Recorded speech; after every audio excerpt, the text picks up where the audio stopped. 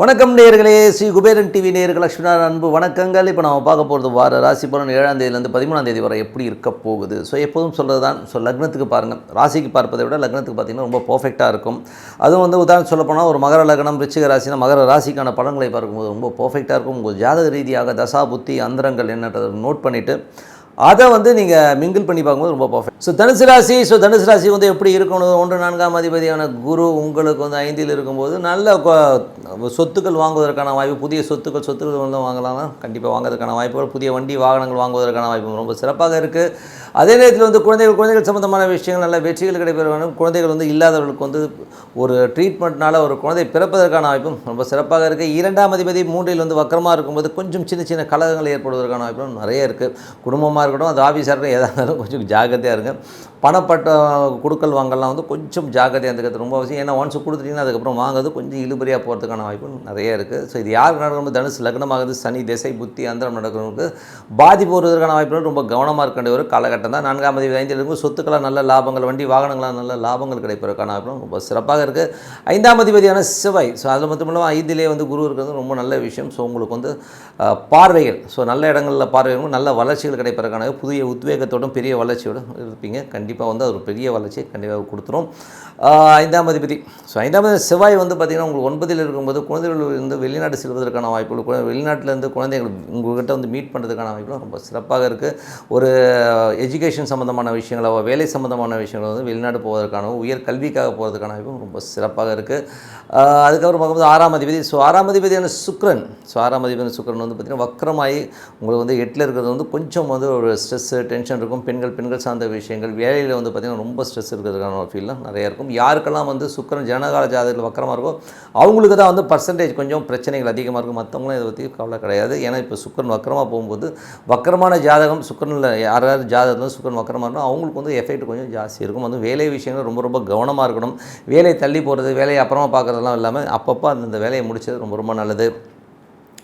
7ஆம் அதிபதியான புதன், ஸோ 7ஆம் அதிபதியான புதன் வந்து 9இல் இருக்கும்போது மனைவி சார்ந்த விஷயங்கள் வந்து அவங்க ரொம்ப நல்லாயிருக்கும். ஸோ கணவன் மனைவி உறவுகளும் ரொம்ப சிறப்பான விஷயங்கள்லாம் நடப்பதற்கான வாய்ப்பாக இருக்குது. பட் இருந்தாலும் வந்து என்னென்னா கொஞ்சம் ஒரு சில நேரங்களில் வந்து புதன் கேது உடைய காம்பினேஷன் இருக்கும்போது மனைவி மூட் ஆஃப் அப்படின்னு சொல்லிட்டு சைலண்ட்டில் போகிறது கணவன் மனைவிக்குள்ள அது நடக்கும். ஸோ என்னத்தை பேசி என்னத்தா போகுதுன்னு சொல்லி நொயின்றது, சில நேரங்களில் இப்படி தான் இருக்கணும் கண்டிஷன் போடுறது, இந்த மாதிரி விஷயங்கள் இருப்பதற்கான வாய்ப்புலாம் இருக்குது. இது யாருக்கு நடக்கும் அப்படிங்கும்போது தனுசு லக்னமாக இருந்து புதன் திசை புத்தி அந்த நடக்கும். மற்றவங்களும் ஒன்றும் பெரிய ப்ராப்ளமே கிடையாது.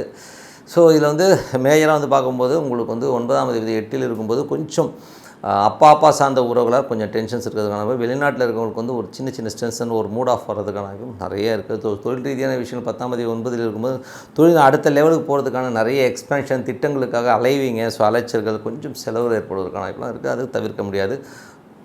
11ஆம் அதிபதி சுக்கிரன், 11ஆம் அதிபதி சுக்கிரன் வந்து பார்த்திங்கன்னா உங்களுக்கு இப்போ வந்து 8இல் போகும்போது யார் ஜாதகத்தில் ஜனனகால ஜாதகத்தில் வந்து சுக்கிரன் வக்கரமாக இருக்கும் அவங்களுக்கு விபரீத ராஜயோகங்கிற ஒரு யோகம் இருக்குது. ஸோ அதில் வந்து பார்த்திங்கன்னா யாராச்சும் வந்து காசு கொடுத்துட்டு டாச் பண்ணிட்டு இருக்காங்கன்னா இப்போ உழுக்குனிங்கன்னா அந்த காசு கிடைக்கிறதுக்கான வாய்ப்புலாம் ரொம்ப சிறப்பாக இருக்குது. சின்னதாக ஒரு லாட்டரி டிக்கெட் வாங்கி பார்க்கலாம்.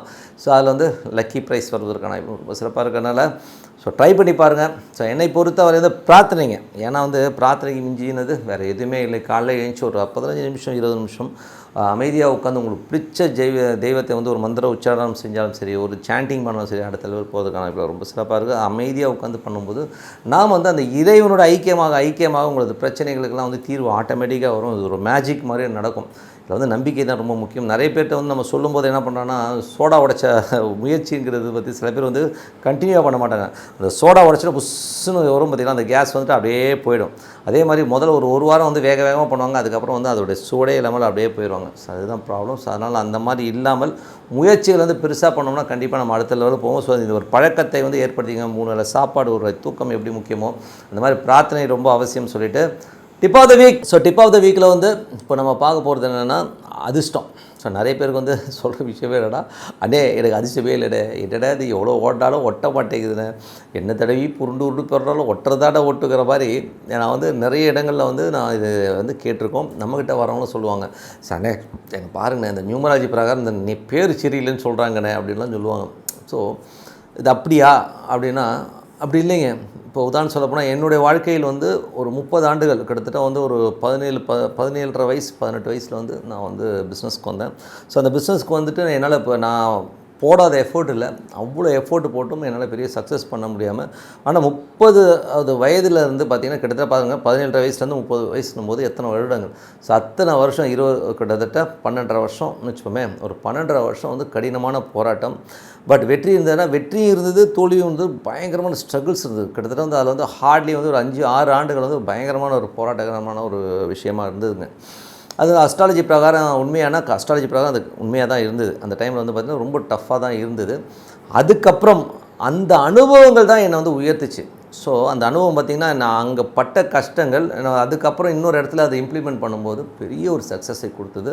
அதனால தான் நான் என்ன சொல்வேன்னா, என்றைக்குமே அதிர்ஷ்டங்கிறது ஒரு சின்ன முள், ஓகேங்களா, உழைப்புங்கிறது ஒரு பெரிய முள். இந்த உழைப்புங்கிற முள் வந்து உழைச்சிக்கிட்டே வந்து அந்த அதிர்ஷ்டங்கிற முள்ளை தொடும்போது அது பெரிய மாபெரும் வெற்றி அமையுங்கிறது தான் உண்மையான விஷயம். அதனால் நான் என்ன சொல்வேன்னா, இன்றைக்கி சந்திராஷ்டமம், இன்றைக்கி அஷ்டமி, இன்றைக்கி நவமி, நான் இதை செய்ய மாட்டேன் அதை செய்ய மாட்டேன்னு சொல்லிட்டு போனீங்கன்னா கிட்டத்தட்ட வந்து மாதத்துக்கு ஒரு 12-13 நாள் வந்து எதுவுமே பண்ண முடியாது. ஸோ என்னை பொறுத்தவரை பிரார்த்தனை பண்ணிட்டு போயிட்டே இருக்கு. சாமி இருக்கார் பார்த்துக்கலாம் போடான்னு சொல்லிட்டு இன்றைக்கி வேலை இன்றைக்கி முடிச்சாகணும் அப்படிங்கிற வேகத்துக்கு போனோம்னா அது வெற்றியோ தோல்வியோ ஆண்டம் பார்த்துக்கிட்டோம். ஆனால் அந்த எஃபோர்ட்டு நான் எடுத்தேன் பாருங்கள், அந்த எஃபோர்ட்டு தான் பெஸ்ட்டு. ஏன்னா அந்த எஃபோர்ட் வந்து உங்களுக்கு அனுபவமாக இருக்கும். வெற்றி கிடைக்கலன்னா கூட அது ஒரு பெரிய அனுபவம். அது வந்து உங்களை அடுத்த லெவல் கண்டிப்பாக கொண்டு போவாங்க. அதனால் நான் என்ன சொல்கிறேன்னா, டிப் ஆஃப் த வீக்கில் அதிர்ஷ்டங்கிறது வந்து வருமானம் எல்லோர் வாழ்க்கையிலும் அதிர்ஷ்டம் வரும், எல்லோர் வாழ்க்கையிலும் சோதனை வரும். இது இன்னொரு விஷயமும் சொல்லுவாங்க.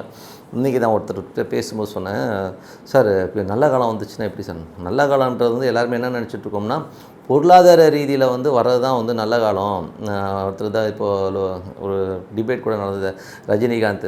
ஸோ இந்த ரஜினிகாந்த்கிட்ட வந்து நீங்கள் நினைக்கலாம், இங்கேருந்து பார்க்கும்போது ரஜினிகாந்த் வந்து ஒரு சூப்பர் ஸ்டார், அவர் மாதிரி ஒரு ஸ்டார் ஆகணுங்க அப்படின்னு. அவர் வாழ்க்கை உள்ளே போய் பார்த்திங்கன்னா அது வேறு மாதிரி இருக்கும். என்றைக்குமே ஒரு கிரகம் வந்து உச்சமாகுதுன்னா அதுக்கு ஆப்போசிட் வீடு வந்து நீச்சம். நல்லா புரிஞ்சுக்கோங்க. ஏன்னா ஸோ அவர் வந்து இங்கேருந்து நம்ம பார்க்கும்போது ரஜினிகாந்த் வந்து ரொம்ப சூப்பராகவும் ஆஹா ஓஹோன்னு இருக்கிற மாதிரி நமக்கு தோணும்.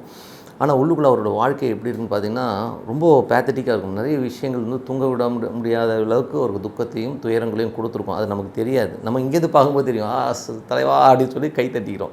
இது எனக்கு எப்படி தெரியும்னா, நான் நிறைய இது கிட்டத்தட்ட ஒரு 3000 ஜாதகம் பார்த்துப்போம் வச்சுப்பேன். ஒரு 3000-4000 ஜாதகம் பார்க்கும்போது அத்தனை வாழ்க்கையை பார்க்கும்போது கிடைச்ச விஷயம் என்னென்னா, பெரிய ஆள் நிறைய பேர் வந்து பார்த்திங்கன்னா எனக்கு தெரிஞ்சு ஒரு மல்டி மில்லியனர் ஜாதகங்கள் பார்த்துருக்கேன். பெரிய ஆளுங்களாம் ஜாதகங்கள்லாம் பார்க்கும்போது நிறைய பேர் வந்து சரக்கு அடிக்காமல் தூங்கினதே கிடையாது. ஐயோ சார் பெரிய மல்டி மில்லியனர், அவர்கிட்ட இல்லாத பணம் இல்லை, இல்லாத கார்ஸ் கிடையாது, இல்லாத வீடு இல்லை, பங்களா சொகுசு பங்களா எல்லாமே இருக்குது. ஆனால் என்ன சொல்லுவார், சரக்கு அடிக்காமல் நான் தூங்க முடியாது சார், அவ்வளோ டென்ஷன் இருக்குது சார், என்னால் முடியல சார்ன்றான். அதே மாதிரி பார்த்திங்கன்னா இன்னொரு பெரிய பணக்காரர் இருக்கார். அவருக்கு வந்து பார்த்திங்கன்னா வெளியிலே வர முடியாது. வெளியில் வந்து சூரிய ஒளி பட்டுதுன்னா அவருக்கு பிரச்சனை வரும். கேட்டால் இல்லை சார் அது ஸ்கின்னு பயங்கர அலர்ஜி ஆகுது சார்ன்றாரு ஒருத்தர். அந்த மாதிரி ஒவ்வொருத்தருக்கும் ஒரு பிரச்சனை. ஒருத்தருக்கு பார்த்தோன்னா புள்ள சரியில்லை, பொண்டாட்டி சரியில்லை, இந்த மாதிரி ஏகப்பட்ட பிரச்சனைகளோடு தான் அவங்களாம் வாழ்ந்துருக்காங்க. இதுக்கு வந்து தீர்வாக போனீங்கன்னா சில பேர் வந்து வீட்டுக்கே போக மாட்டான். நைட் 2 மணி வரை உட்காந்து கார்ட்ஸ் விளையாடுவாங்க கிளப்பில். பெரிய ஆளுங்களாம் நீங்கள் பார்த்தீங்கன்னா அதெல்லாம் ரொம்ப கொடுமையாக இருக்கும். அதனால் வாழ்க்கைங்கிறது எப்படி தெரியுங்களா, நம்ம எடுத்துக்கிறது தான் வாழ்க்கைங்கிறது முதல்ல நம்ம புரிஞ்சுக்கணும். அதிர்ஷ்டங்கிறது நம்ம எடுத்துக்கிறது தான். அவனை அதிர்ஷ்டம் இன்றைக்கி இருக்குன்னு எடுத்துகிட்டு போனோம்னா ரொம்ப சூப்பராக இருக்கும். இன்றைய வாழ்க்கை, இன்றைய நாள் நமக்கு ரொம்ப சந்தோஷமாக இருக்கும்னு நினச்சிக்கிட்டு ஆரம்பிங்க. அதிர்ஷ்டம் தானாக அவங்கள வந்து தூக்கிட்டு போவோம் கண்டிப்பாக, ஓகேங்களா. அதே மாதிரி வந்து பெரிய ஆளுங்கன்னா அவங்க பெரிய ஆள், அவங்க தான் சூப்பர்லாம் நினைக்காதீங்க. நீங்கள் தான் சூப்பர், உங்கள் வாழ்க்கைக்கு நீங்கள் தான் ஹீரோ. அதனால் வந்து பெரிய முயற்சிகள் பெரிய வெற்றிகள் உங்களுக்கு கிடைக்கும்னு சொல்லிட்டு உங்களது விடைபெறுவது உங்கள் லக்ஷ்மி நாராயண். நன்றி, வணக்கம். ஸ்ரீ குபேரன் டிவியை பார்த்தமைக்கு நன்றிகள். மேலும் இது போன்ற தகவல்களை தெரிந்து கொள்ள ஸ்ரீ குபேரன் டிவியை சப்ஸ்கிரைப் செய்யுங்கள். மறக்காமல் பெல் ஐக்கானை கிளிக் செய்யுங்கள்.